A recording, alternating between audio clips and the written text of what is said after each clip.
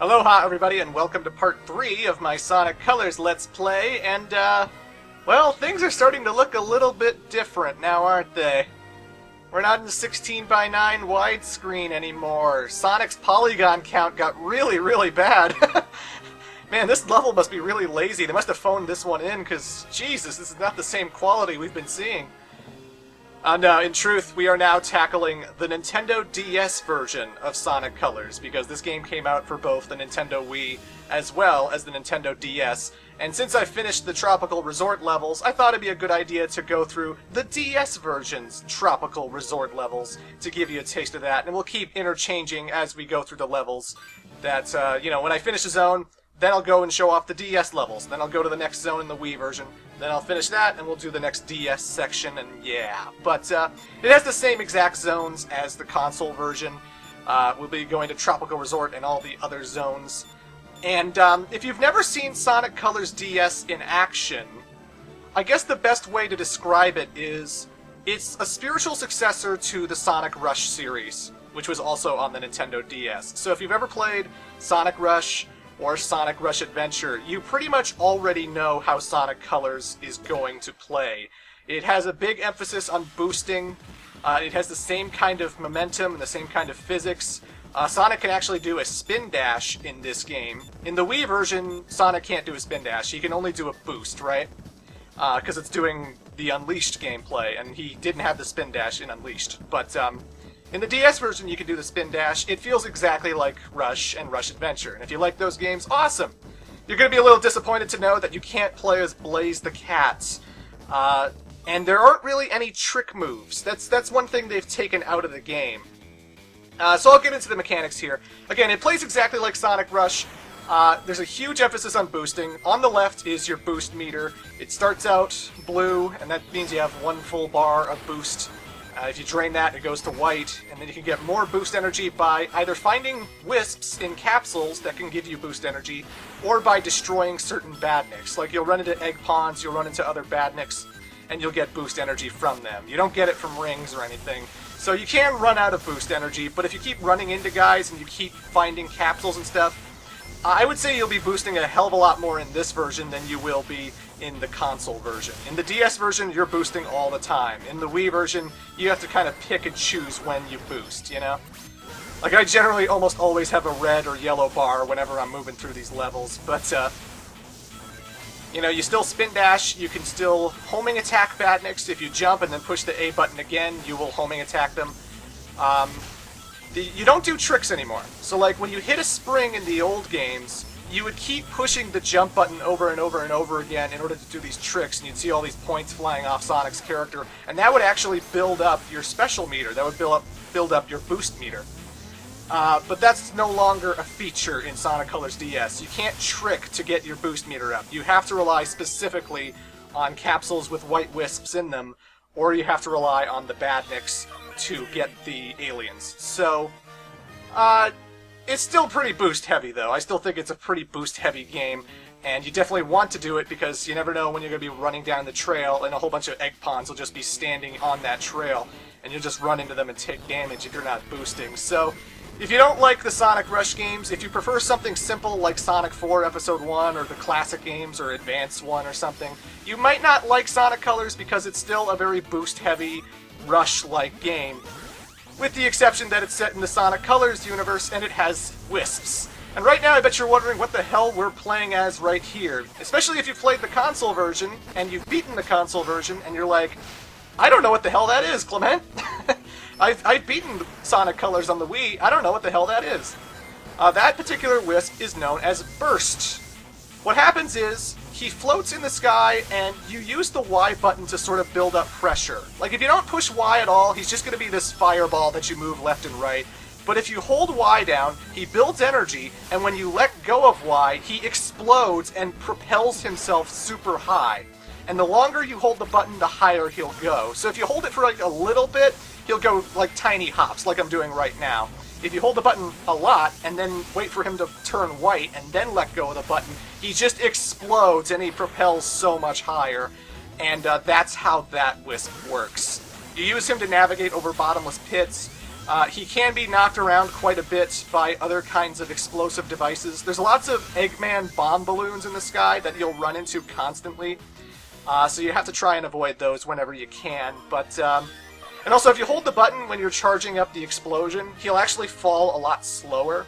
So if you want to sort of like navigate him better through the area, you can hold the Y button down and then he'll just slowly, casually glide around, you know? And the Burst Wisp is exclusive to the DS version. It's not in the Wii version at all. So right now we're watching some cutscenes. They do have the basic plot that's in the Wii version, like the same kind of story you would see in the Wii version, although it's not nearly as funny because I guess they just have like the Rush writers and the people who wrote the Wii version, and they don't really have that many jokes in the DS version, you know? But there are only 2 acts and a boss fight for every single zone, but there are 3 bonus missions you can do in order to get extra features for the concept art and the music sound test and all that other stuff. And when you do these extra bonus missions, you get exclusive scenes with Sonic and his friends. So here we've just met Cream the Rabbit. Cream the Rabbit's not in the console version. She's not in any cutscene in the console version. And you can bet that as we go through the DS version, we're probably going to be running into a whole bunch of Sonic's friends as we go through here. But I figured I would do the missions because I wanted to show off the cutscenes with the other characters and to give you an idea of what these missions are like. For example, this one, I have to free 30 aliens. Whether you run into a capsule, whether you destroy a badnik that is holding one, I have to free 30 aliens, and the faster I go, the better my ranking will be.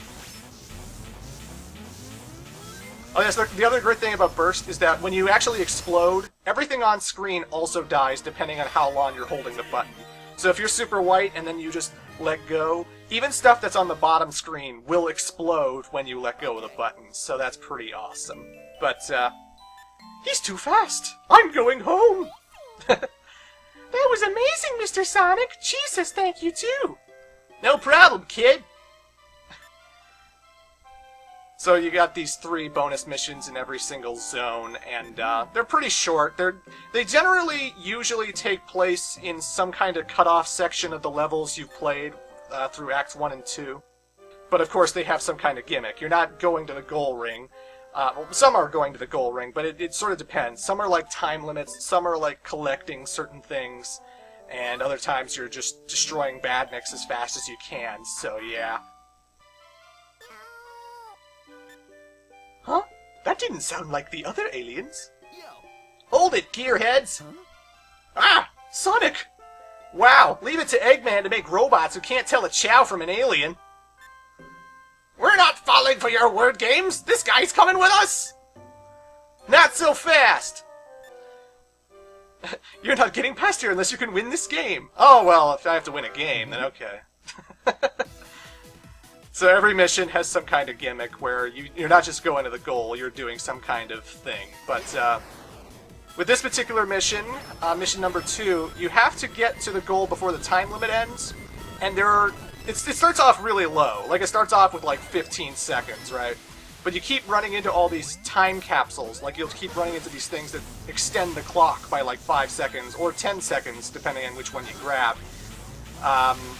So you're just expected to grab them as quick as you can, get through the level as quick as you can, because the time limit starts off low, and when it reaches 0, well then you die, so just gotta speed up! Gotta speed up. So the 2 robots, the 2 henchmen that work for Dr. Eggman, we've seen one of them already. In my Sonic Unleashed playthrough, we already got introduced to the one with the round head. That's Orbot. Previously, we used to call him Ergo. Previously, we used to call him SA55 or SAS, depending on how you look at the word. But now they have officially given him a name. It is Orbot. They've painted his head red, and now they've given him a buddy. So now he has a buddy known as Cubot. And it's easy to tell which one's which because Orbot has the orb for a head, Cubot has the cube for a head. One's an orb, one's a cube. If you can't figure out who's who, I don't know what to tell you. I don't know what to tell you at all. Cubot was not in Sonic Unleashed. Orbot was. And Orbot and Cubot are basically the scratch and grounder of the video games right now. And they're even a big part of the Sonic Boom universe that is currently going on.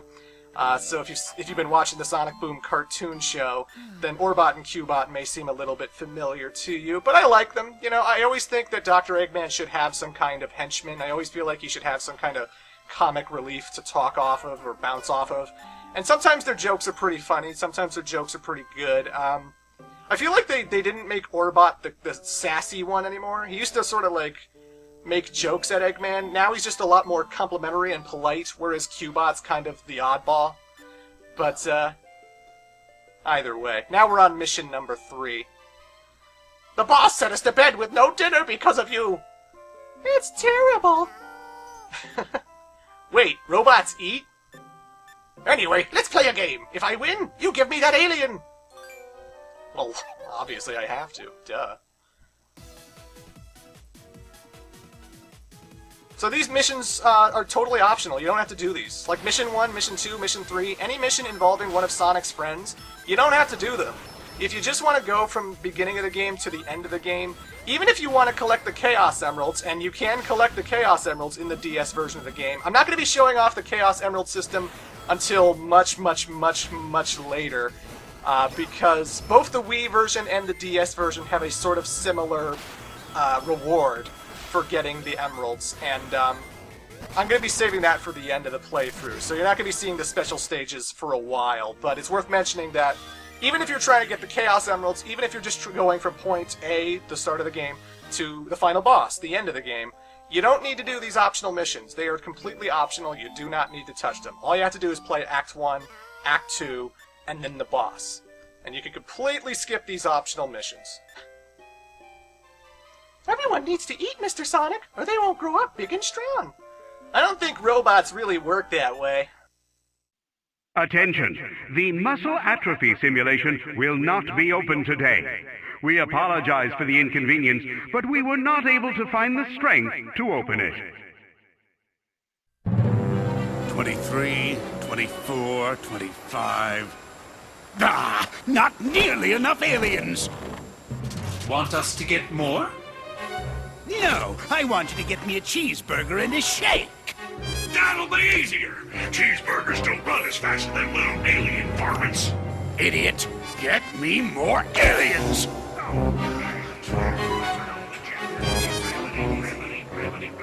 Y'all want fries with that?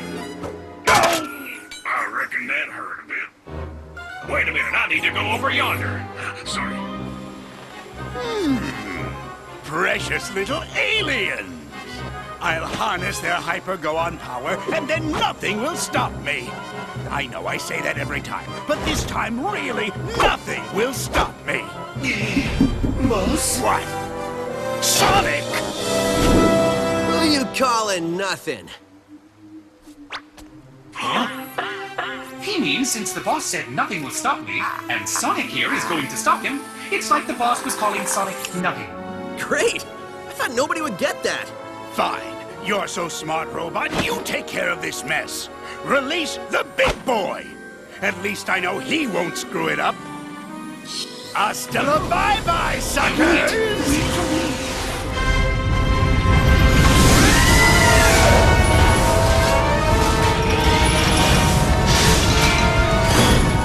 Guess it's time for me to start stopping.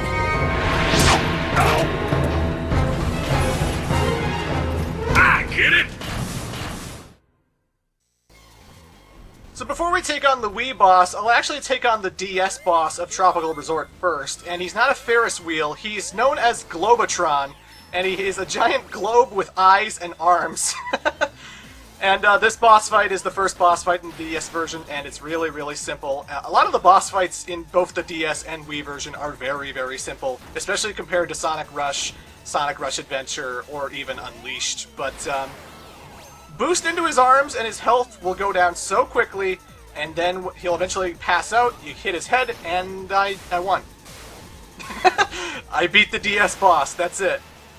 30 seconds, it's all it took. You just boost into his arms a few times, he passes out, falls down, you hit him some more, and that's that. That's the DS Tropical Resort boss, ladies and gentlemen. But the Wii version is a little bit of a different story. He's this giant Ferris wheel looking guy, and he gets killed in 3 hits. unless you have a wisp.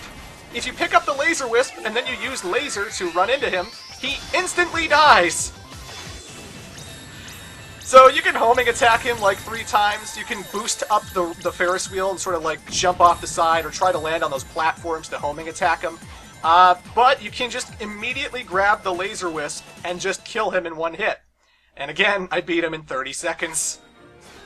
Wow, what a very challenging boss fight that was. That was such a taxing experience. God damn. But I digress, ladies and gentlemen. We have finished Tropical Resort, and we'll be moving on to the next zone in Part 4. See you then.